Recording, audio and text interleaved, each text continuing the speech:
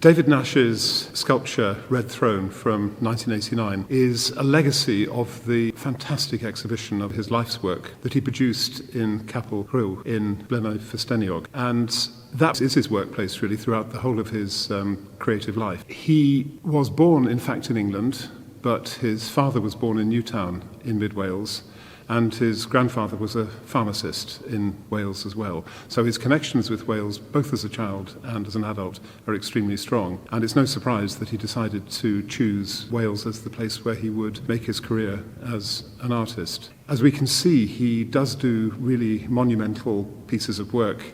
David Nash has always used recycled materials, trees that have fallen, and materials really that could be reclaimed.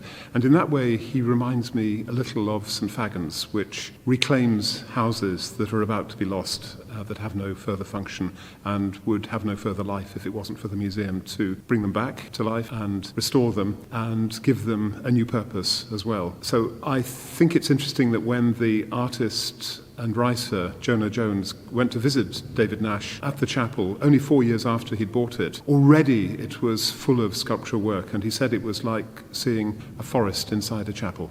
David himself has said that sculpture speaks the language of wood, and I wanted to quote from some words that he wrote at the introduction of a catalogue a few years back. The more I look at the tree, the more I see the tree, its space and location, its volume and structure, its engineering and balance. More than that, I see the uniqueness of every single tree. And beyond that still, I see it as a great emblem of life, a potent, vibrant tower, a whirling prayer wheel of natural energy.